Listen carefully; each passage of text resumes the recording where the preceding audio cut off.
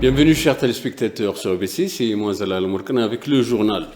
Lors d'un point de presse mensuel, l'attaché de presse du cabinet du Premier ministre Bilaine Seyoum a déclaré que le groupe hors la loi du TPLF a poursuivi la belligérance et les attaques contre les civils dans la région de Tigray et les régions voisines d'Amara et d'Afar. Bilaine a déclaré que le groupe terroriste harcèle des innocents dans la région d'Amara et d'Afar et du Tigray, ajoutant qu'il a également pris en otage des réfugiés érythréens dans la région.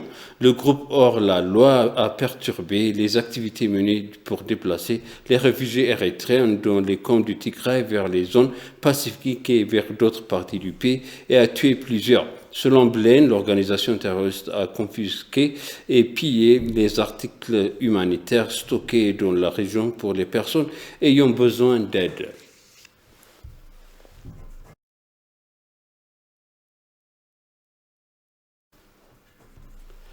Le vice-premier ministre et ministre des Affaires étrangères, Mme Kamokoun, a rencontré mardi Rosemary DiCarlo, sous-secrétaire générale des Nations Unies pour les affaires politiques et la consolidation de la paix.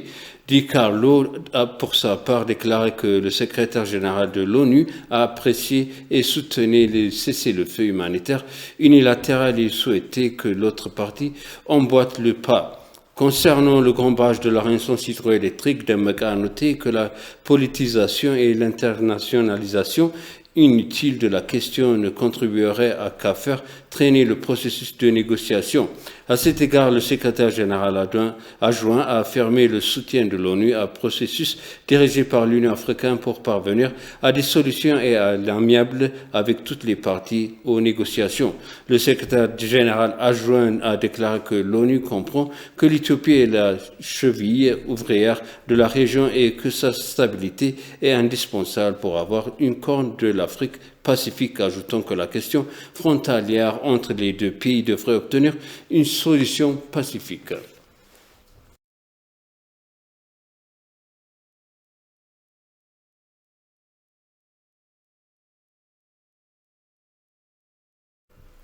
Environ 60 000 personnes sont toujours dans une situation désespérée en Arabie Saoudite, selon le ministère des Affaires étrangères. Dans un communiqué hebdomadaire, la porte-parole du ministère des Affaires étrangères, Dina Mufti, a déclaré que le gouvernement était prêt et disposé à rapatrier les citoyens d'Arabie Saoudite et d'autres pays. Environ 42 000 personnes sont entrées en Éthiopie depuis l'Arabie Saoudite au cours des 2 dernières semaines. Il a indiqué qu'un soutien a apporté aux rapatriés dont 3 abris temporaires mis en place à Addis Abeba. Le secrétaire général de l'ONU aux affaires politiques et à la consolidation de la paix, Rosemary DiCarlo, s'est entretenu avec de hauts responsables du gouvernement éthiopien, a déclaré le porte-parole.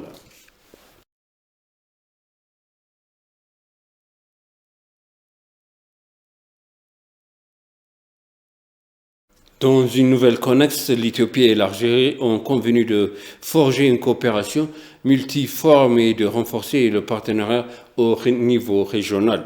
Le vice-premier ministre et ministre des Affaires étrangères, Dembélé Mekonnen, a reçu et s'est entretenu avec le ministère algérien des Affaires étrangères, Ramtan Lamamra, et a eu un entretien sur les moyens de forger une coopération forte entre les deux pays dans les domaines d'engagement multiformes. Le vice-premier ministre Dembélé a informé le ministre algérien des Affaires étrangères des derniers développements concernant le grand barrage de la Renaissance hydroélectrique et la situation dans la région du Tigray. Les deux parties ont salué la nécessité de jouer conjointement un rôle important au sein de l'Union africaine pour le bien-être de la région et au-delà. Le ministre des Affaires étrangères a remis le message du président algérien Abdelmadjid Tebboune ou la présente.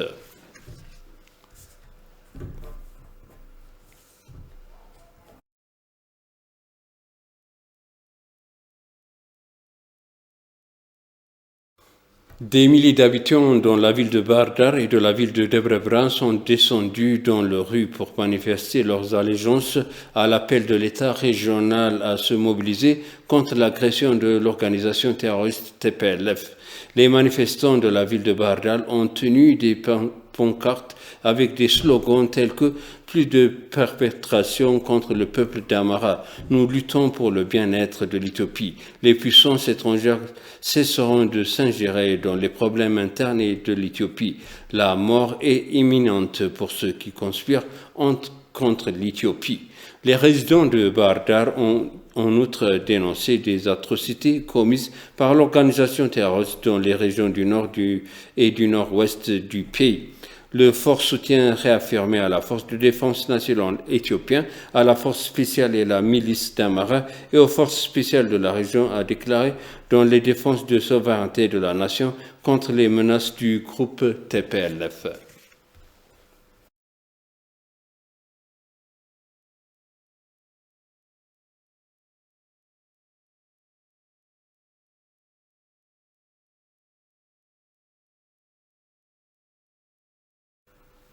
L'épine dorsale du groupe terroriste TPLF a été touchée par une action irréversible dans la zone 4 Ewa Woreda de l'État d'Afar. De nombreux combattants du groupe ont été détruits, un grand nombre ont été capturés. Un communiqué publié vendredi par l'armée nationale Afar SNA a indiqué que le TPLF avait déployé un total de 3 bataillons dans la région d'Afar. Ils ont confirmé qu'un des bataillons avait été complètement détruit par l'action. Les 2 unités restantes du groupe terroriste ont un besoin urgent de fourniture de munitions et de moyens de logistique similaires, a déclaré Amico, citant des ressources crédibles.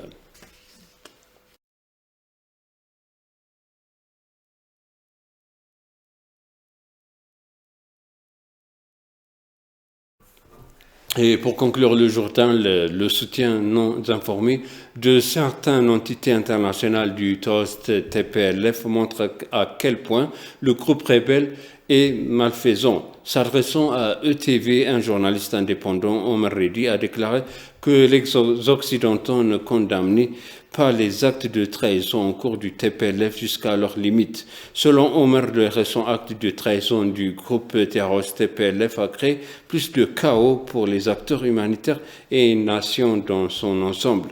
Omar a fait remarquer que les conflits dans le nord de l'Éthiopie a aggravé les complications dans toute la région et s'est propagé au reste du pays. La communauté internationale et les puissances occidentales travaillent toujours pour obtenir leurs avantages, bien sûr. Le reste du monde connaît leurs interventions dans de nombreux pays.